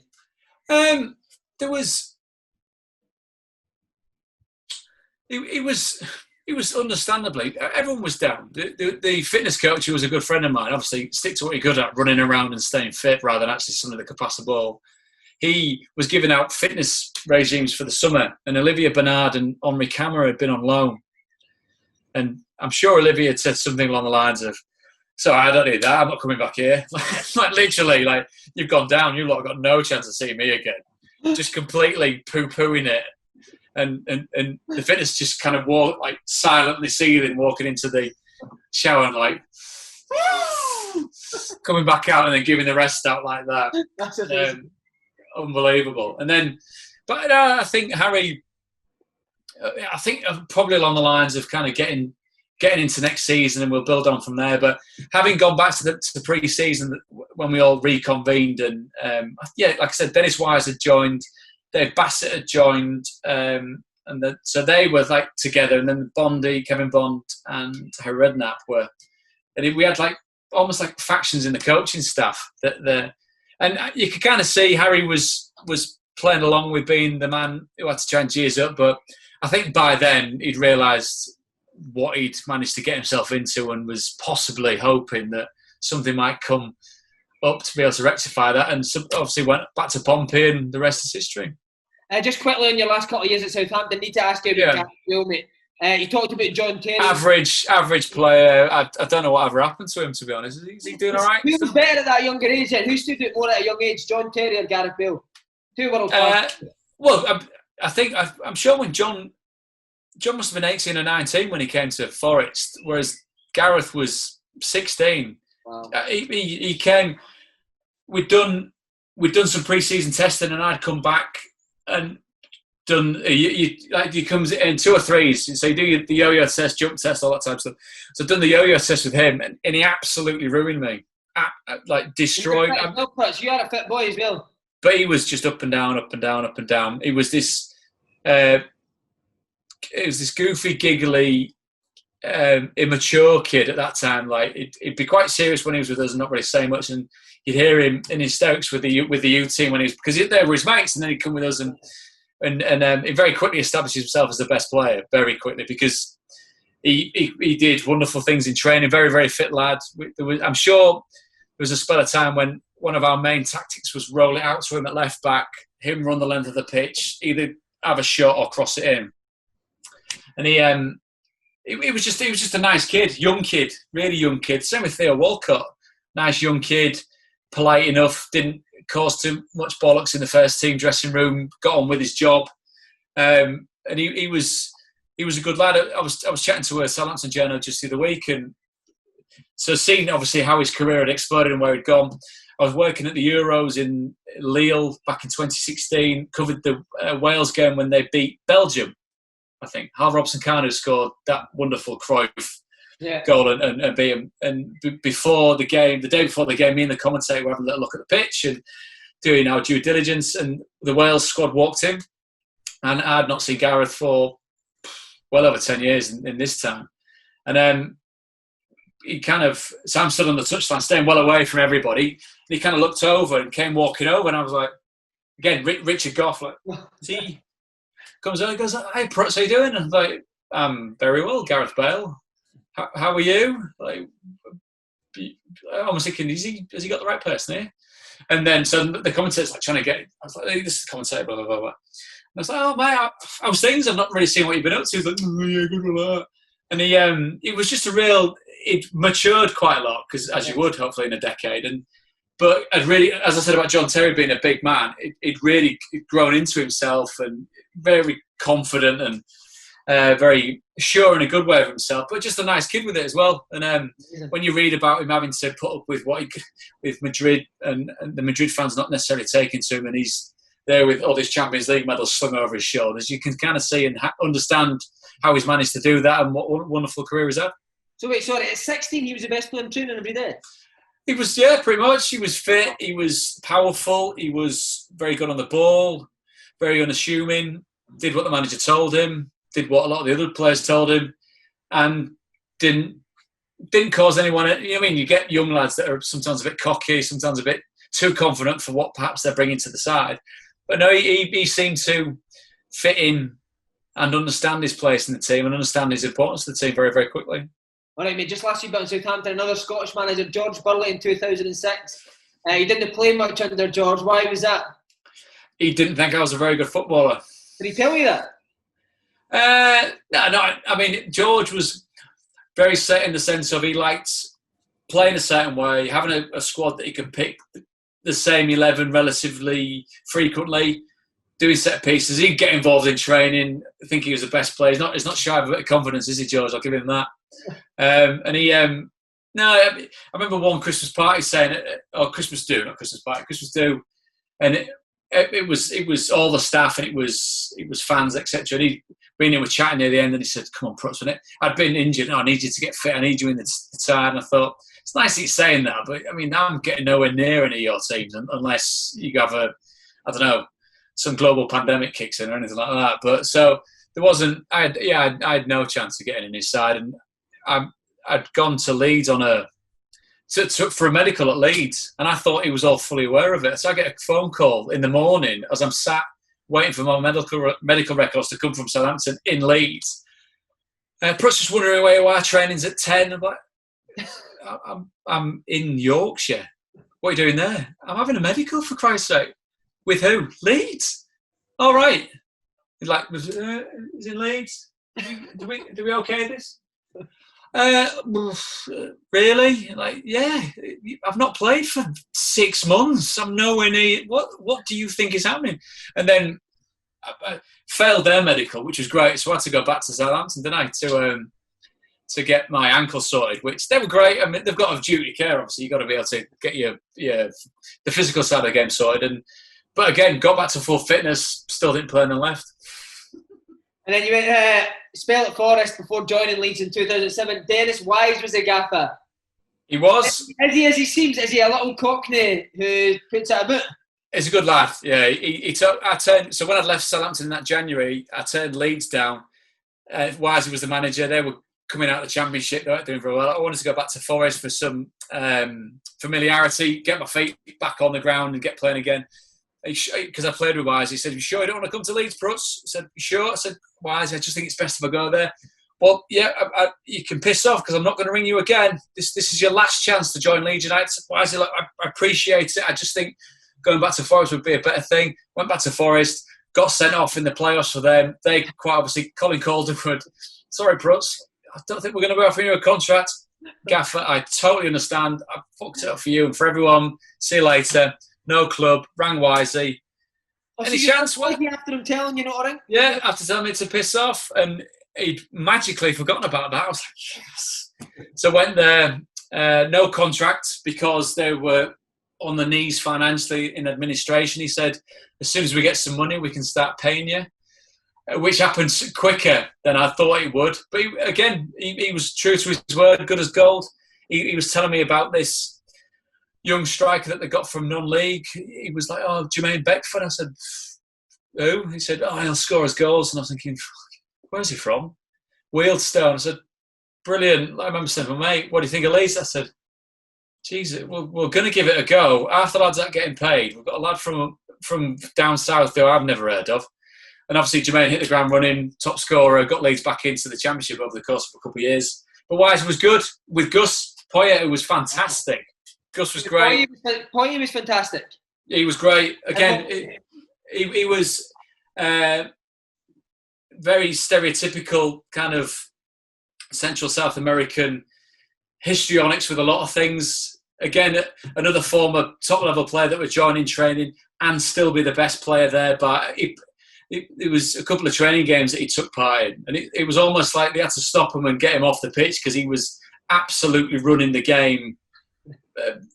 Stopping the opposition, getting forward, just amazing. And a really, really, really good lad with it. Really good lad. And then he left to go to be, I think he went to go and be one day Ramos's number 2 at Spurs. Yeah. So he left.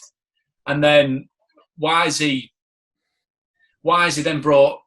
then Dave Bassett came back in as this manager, and merry-go-round goes in. Wait, sorry. He replaced Gus Poyet with Dave Bassett, which slightly different approaches, I think is safe to say.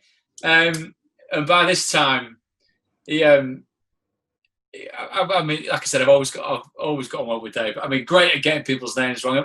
We had Martin Craney down at Southampton. It was Marvin Craney, which was just sounds like a soul singer, doesn't it? Or Marvin Craney. And then he came in to help Dennis. Dennis left to go to Newcastle to be director of football. I mean, we all know that went up there, and it's the polarising of opinions of what he is to people up there.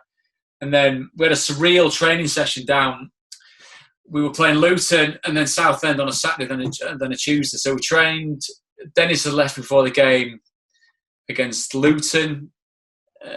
Left after the game against Luton to go up north. We had a training session where we started with 3 coaches. By the end of it, I think it was John Gannon had left after the set pieces because he knew he wasn't sticking around. Someone else left in the interim, and then Dave said goodbye on the coach after the training sessions. Like, right, cheers, lads. See you later. It's been a pleasure working with you for however long it is. Someone else is coming in. So we drive back to the hotel. There's a goalie coach left. We've got a game on the Tuesday. And was going, well, who's taking the game? So then Gwyn Williams, who was Ken Bates' right-hand man, had never left the training ground, then came down, took us for this game, which was farcical. We obviously lost. And then I think a couple of days later, Gary Mack strolled in and then took us in a completely different direction. See, just on Wise quickly, was there any of the old Wimbledon, would he tell any of the stories, was there any of the same techniques that he would use? There was one game where we all, he used to get different people in, but this might have been when he was at Southampton. But I specifically remember a game where we all had a little nip of brandy each before the game. So, I mean, for the first 10 minutes, you're thinking, am I lightheaded because I'm tired, or am I lightheaded because I've just had some brandy on a totally empty stomach before I've started running around? And he had a assistant Joe Allen who played with him at Chelsea, or played for Chelsea way back when. And again, thick as thieves, and very much someone that was there as a trusted confidant, who was there literally just to have a bit of crack. And why does he love that type of thing? He again, still a very, very fit lad, still a lad that could join in training. And he was just really good. And it's amazing when you come across these lads. I remember I played against Wisey when he was at Chelsea, and he was a horrible little sod. And I mean, all that kind of, remember the Nicky Butt stuff of picking him up by his neck. Are you all right, buddy? You know what I mean? And him trying to knock one on him. But he was vicious when it came to playing against him. But as a manager, a lot of time for him. Really, really liked the way he did it. And I mean, I think he went up to Newcastle on probably about 5 or 6 times what he was on at Leeds for after work. So, I mean, why wouldn't you go? See, the brandy quickly, was it compulsory? Like, did everyone have to take it? I'm sure there might have been 1 or 2 lads that, for religious reasons or professional reasons, because they're about to go and play a football match, didn't think that a shot of brandy was going to be the best thing for us. But I think it was a shot of brandy along with like a different person saying a different thing, which ranged from somebody trying to say something poetic, probably me trying to say something dead sensible and really kind of, come on lads, to someone just going, let's go, like, as you would after a shot of brandy at 2:30 on a Saturday afternoon, without kicking on for the rest of the day. Brilliant. And then, as you say, Gary McAllister comes in, obviously, assistant manager up at Rangers now, legend as a player at Leeds as well. How is he manager? It's good. It's good. Again, a manager that liked me and wanted me to play and gave me a new contract, so he'll always be good as gold for me in my eyes. He was again another ex-player that was in good nick. He used to when I mentioned Paul Sturrock before about suit and boot before a game. I mean, Gary Mack he's still in trim. I mean, he's got a very sharp kind of set of suits that he wore. On this one time, this kind of like metallic, I'm not saying a metallic blue suit is very sharp, but he obviously felt the bollocks in it. And after every game at Leeds, the catering was unbelievable. This was before you get the odd pizza. This was like gourmet chicken goujons, these lovely kind of triple cup chips and all this type of stuff. And I mean, on a good day, it was basically like a free-for-all to get in from the game to have the first kind of batch of chicken that would come out. And he was talking us through how excellent he thought we were before mid-conversation. It's like, fucking hell, I think he's going to choke on that bit of chicken that he's got in his hand. Like, it was like Steve Staunton kind of thinking, is it like Heimlich time? And he's like, brilliant second half, lads, well done. He was trying to hold it together because he almost choked on a chicken goujon. Because they were that nice, he was like, I can't finish the team talk, I've got to have a goujon first and make sure I'm first to the queue. But he was great. He was great. I had a lot of time for Gary. When he says in training and that, I thought he'd give the ball away, he'd be like, what you doing? He could be he used to, for some reason, I was on set pieces for a portion of time. And, you know, when... Best set piece, he's the best set piece taker in the world, isn't he? And he had... The one that he was most synonymous for was that chip to the front post, which was either a flick on for whoever was there or a layoff on the chest for someone coming in for a shot. And my responsibility on this set on Friday was to practice this the whole squad day. You're doing kind of 11v11. And he went, right, look, Prutz, I just want you just to punch it. You know the way delightful stroke. Like a golf shot, innit? Just punch it there. I mean, it didn't even make a noise either. Just put it there. Like on the 10th goal, it's like, it'll be all right on the day, let's move on. Just kind of looking, going. And again, a great player that's looking at Muppets going, can't you just be better at your job than you are? Just quickly, you said about Snoddy, you can't believe that he's now an international Premier League footballer. No. Why is that? When he turned up, he was in, again, me saying I'm not a big fan of cars, but I'm sure it was some form of whatever a Supra is, like a Toyota, like some like wannabe sports car, which is pretty naff. And he this black thing, I'm sure it had a spoiler on the back. Really sure it had a spoiler on the back. It's probably still as well. Probably, yeah. And again got out of it like a bag of shit. And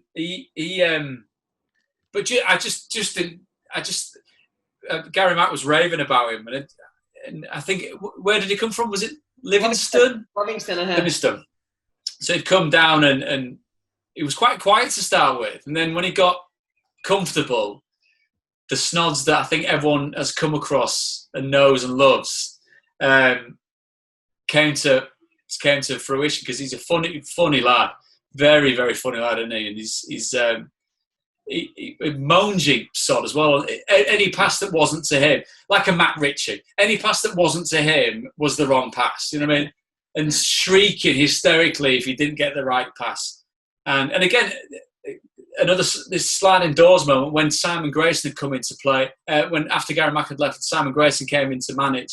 Snods wasn't it? I was keeping Snods out the team like wide right, and you know, when you think about what was the manager seeing then, and then Snod in this game that I'd been ineffectual in, I came off, Snods came on, scored either the winner or the equaliser, and that was his Leeds career up and running. So again, my inadequacy inadvertently catapulted him to fame and fortune. And then Simon Grayson comes in, mate, and I'm convinced he never played you because of your hair and his hair. Probably, yeah, and probably because I wasn't. Yeah, there was another player. Bradley Johnson was on loan at Brighton at the time. When Brighton weren't the Brighton that they are now, they were with Dean. I mean, they were bouncing around training grounds. He got brought back, played a starring role for Leeds. Me and Simon, and having doing the job that I do now, I've worked with him a lot and get on with him really, really well. Just didn't fancy me as a player. Never played me.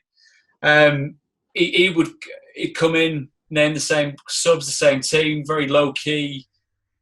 Dressing room chat. Training was the same every day. If you're in the side, great. If you weren't in the side, you're like, Jesus, doing the same thing again. And just very lax, low maintenance dressing room, and probably reliable players. Again, and that just, I didn't fit what he wanted or what he was after at that moment in time. And I went to go and see him. Again, we had a double-header down south, and I ended up going to Colchester midway through this double-header. I went to go and see him just to ask. I just finalised, right, cheers for everything that you've done for me, which is sod all. But cheers. I'm now moving on. One less thing to worry about. As I said, and again, my memory being what it is, I'm sure he was just out of the shower in a towel, like half answering the door, like, yeah, like not that I'm going to come in and knock you out in a towel. I wasn't in a towel; he was in a towel. Yeah. Which would have been weird if I'm walking through the corridors ready to. Who looked better in a towel, Ron Atkinson or Simon Grayson?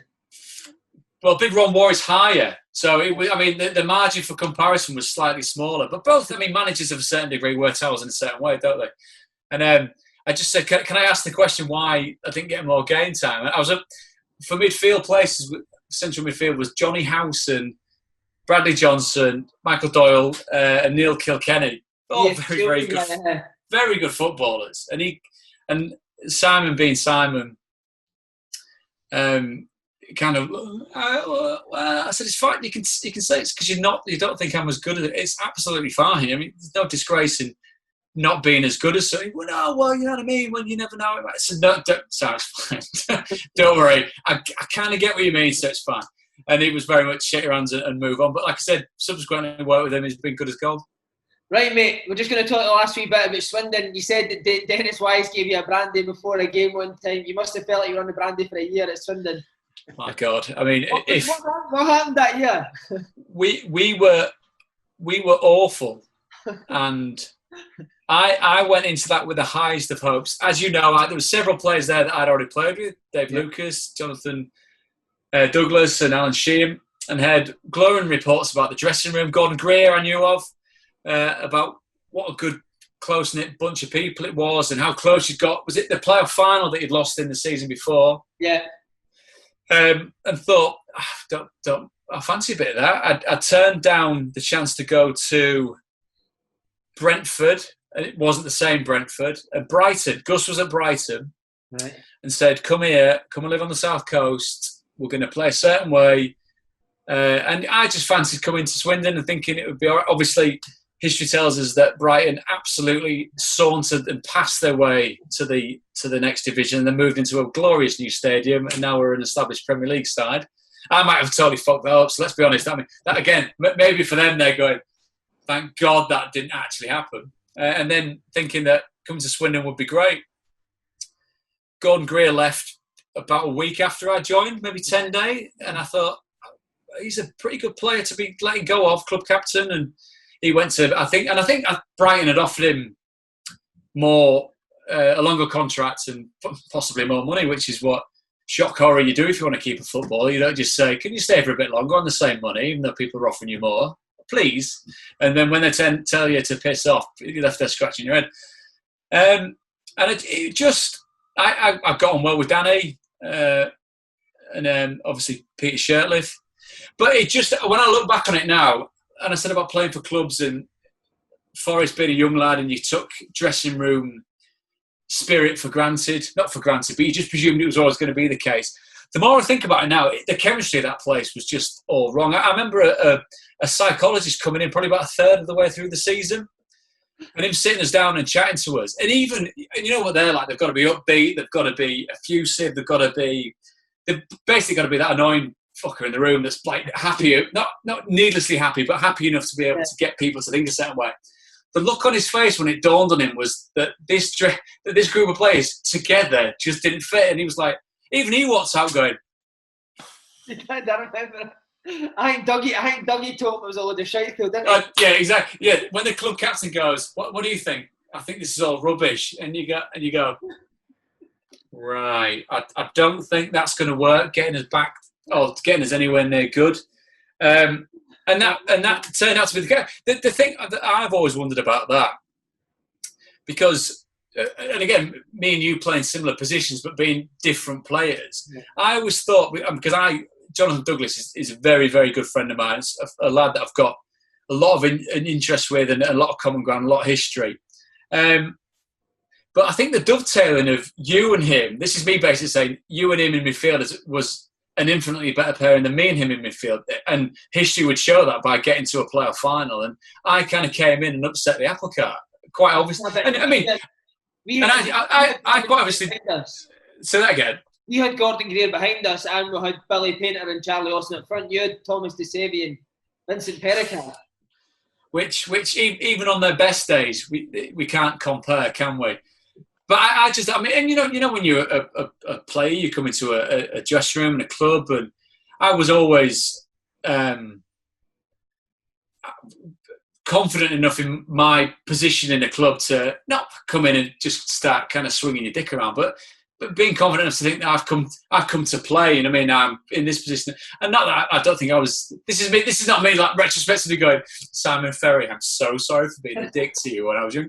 It's not me saying that at all. It's just me thinking that when you because football is a team game made up of 11 very selfish players that have to look after themselves. You make a move, you want to come and establish yourself, but I just think what the way that you dovetailed into that side and maybe what you brought to that side was a different proposition and possibly less of a headache for Danny, to be honest, because as it kind of panned out, Danny was the one who bit the bullet for it, as managers do. But that team, that club got relegated by the players, not by anybody that was in charge of that team at all. No, you were playing heavy, but we still got on, didn't we? Oh, no, I thought you were a funny little sod. I'll give you that. Because you saw this kid come in with, and obviously me being of a certain vintage, I was still wearing bootcut, and I vividly remember you caning me for wearing bootcut jeans at the time because, I mean, you were wearing jeans. I could see both of your knackers perfectly. I mean, they were so tight. Tell everyone how big they are. I mean, one's like categorically bigger than the other, which is most disconcerting. But you the Barnet and I mean pristine trainers, and I mean every day was a fashion day, wasn't it for you? It was, which was, but I just because you were slightly younger than me, and just a funny lad, and I was. But the other side of it is, if you were funny and didn't try a lick in training or tossed it off, not saying that I'm the old professional that wants things done right, but if you were funny and you were dicking about, it'd be different. But you were a good player and you were a funny lad with it and sharp, which I've got a lot of time for. And yes, I thought we got on absolutely fine. I mean, other parts of the squad. Another Alan O'Brien, a mutual friend of ours, it was such a lovely. I mean, how he got to. I don't mean this from an ability point of view, but having got to where he got to in football by being as nice as he was, you're kind of thinking, why isn't someone? And this might sound odd. Why isn't this game trampled you to death by now? Because it's full of awful people that see any form of niceness as a bit of a... But he was just such a lovely, lovely kid. And, I mean, lightning fast. And the Christmas do that we had in Manchester, and we ended up in Mojo, stood on the seat singing along to Champagne Soups. I mean, an Oasis song that we all know in our sleep, the very fibre of what we've all grown up with. And we're all belting it out. It's gone quiet and... You just look, Al being as lovely as he is, but I'd love to be part of the group and shine and a bit returning. Looked at him and said, "Can't believe you mimed that, Al. Just can't believe you mimed that. You with friends, mate. You can sing." And he was like, "Fuck off." And he genuinely had to just like mouth along to the words, even though we're all going, "Someday you will," like sounding horrendous. And you picked him up on the fact that he's not actually said a word. He was so funny, so sharp. Just stuff like that I remember. Really, really funny. Right, punditry, mate. When did you... Was it towards the end? Because I've never heard you speak about punditry. Obviously, Swindon was coming towards the end of your career. I never really heard you mention it. No, I was fortunate enough to get out of the wreckage of what Swindon was and go and play up at Sheffield Wednesday for a bit. And then I Got injured, ended up at Coventry City on loan for the last 3 months of whatever season it was, which turned out to be my very last season playing. Got to the end of that season, Stephen Presley said, let's get safe and we'll talk contracts. Never heard from him, so I saw him in a bar in Brentford about 6 months ago because he was working down this.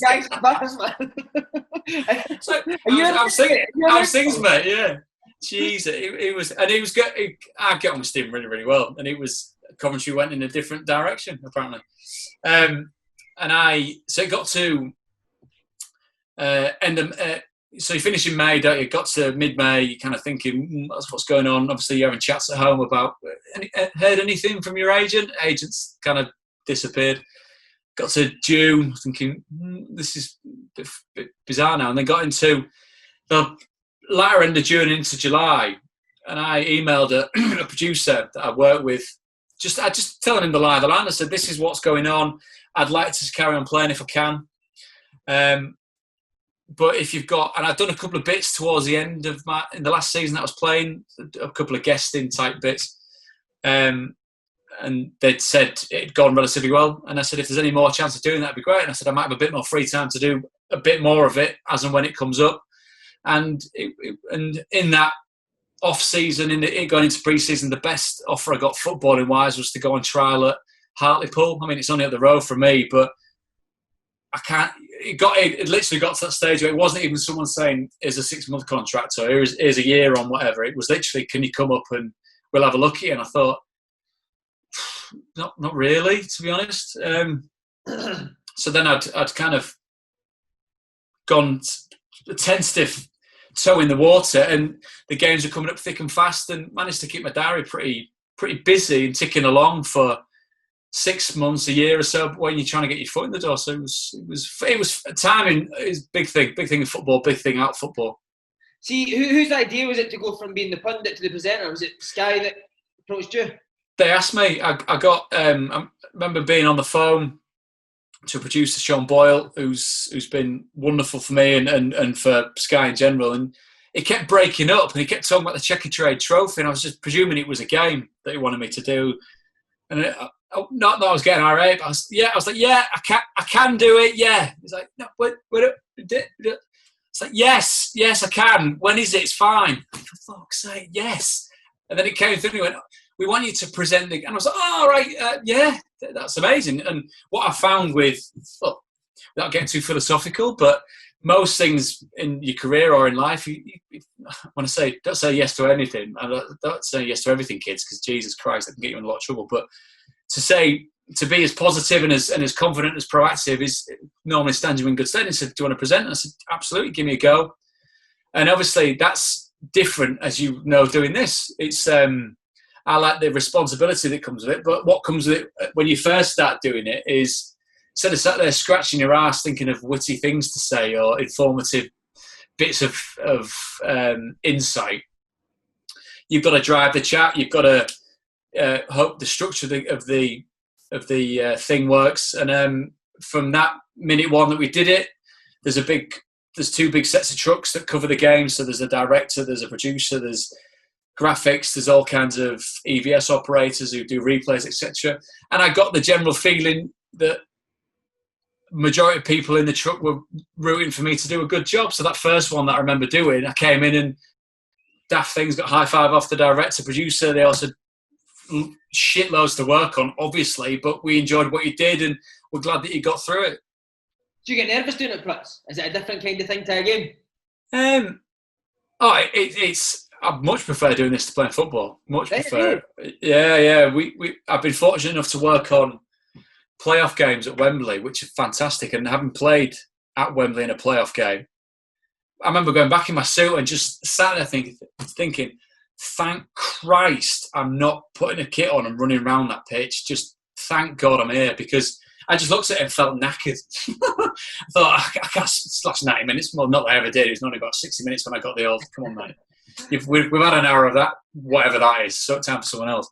But no, I mean, the first kind of times that you do it, you think about it a lot, and you can, there's the nerves in a way. But I just, really look forward to doing it. I love the people that we get on to chat to. I love the people that we work with. All sounds very twee. I've missed it a lot in the intervening kind of few months that we've not been doing it, and just approached it in a footballing sense. As footballers, you know when you've been crap very quickly, you know when you've been good very quickly. And I said to them, I said, if you're watching something that you don't like, tell me, and I'll try my best to stop doing it. If you like something that I'm doing, I'll try to do more of that. And again, going back to those things of being hopefully reliable, hopefully there to be able to provide some form of insight. But being, again, you fellas, I'm sure can allude to it, if someone's easy to work with and get along with, if you're going to spend a long amount of time that we've spent together chatting about this, probably more than you wanted, but if you're going to spend a portion of time being in each other's company, don't be a dick. Yeah. Just get on with it, and then you've got to make sure that passion that you have for the game, and understanding that yes, it's the most important thing in the world, but it's a game of football, and when that 90 minutes is finished, reality kicks in again, and putting it hopefully into perspective that comes across and people enjoy it. Who'd you get a good laugh at when they're on, pundit-wise? Who did what? Who'd you get a good laugh at, pundit-wise, when they're on? Jimmy Floyd Hasselbank's a funny fella. He's still very much in that. I mean, he can look terrifying, can't he? I mean, you get the 1,000-yard stare off Jimmy, and you know you've asked him the wrong question. You're going to go, oh, shit. But he's very much, because when you're mic'd up, as we've seen has happened to far bigger and more famous people than me, when you're mic'd up, there's always somebody listening somewhere. There's always somebody recording something somewhere. And Jimmy's, I mean, the amount of times the producer said to me, oh, can you tell Jimmy to stop swearing in the studio? Not when we're doing it, but when the game's on. And there's me trying to tell Jimmy Floyd Hasselbank, Jimmy, do you mind watching your language, mate? It's not really what we're after, to be honest. Or somebody telling me a story about like what's happened in a dressing room way back when, and again, mics are in live. I'm like, that type of banter doesn't go down too well with normal people. Can we keep it down, please? That story about someone going to the toilet, not in a toilet, they won't find it funny. And of course, I don't know what you're on about. Rubbish. But they're all. I'm trying to think of anyone who's come across as peculiar, or anyone that's. Everyone's kind of got their head round being a certain way, and knowing and understanding that if you come in and act a certain way, not saying that we're the be-all and end-all for that, but if you come in and act a certain way, you might not come back again. Do you know what I mean? Yeah. If you come in and think that things are... Basically. Oh, I mean, you can't help but love Clinton. Jesus, yeah. He's a good example. I'll tell you what, he's a good example of someone that came in and thought it was a certain way, and I'm not saying that he paid lip service to it, but asked through different channels about what to do, what might help, listened to that advice and did something about it, which I've got nothing but respect and admiration for someone that does that, because sitting there, because I think it's the nature of it's changed, and watching the bits that you've done as well, that want and need and thirst for seeing footballers with character, personality, and something a bit different. To sit there and throw out cliches doesn't work, I don't think. And even from the top ones down to the bottom, I've not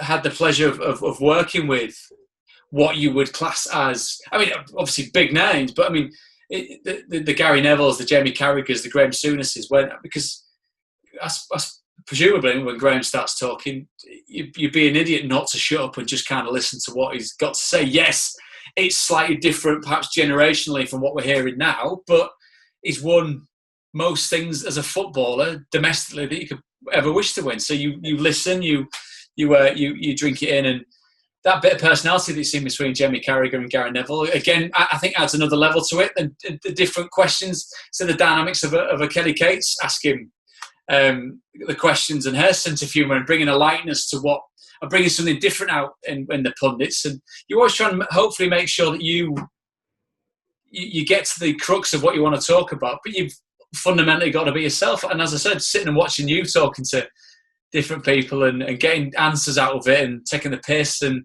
allowing them the platform to be able to ask or say what they want to say in a certain way, I think it dovetails into how you approach it. Hopefully.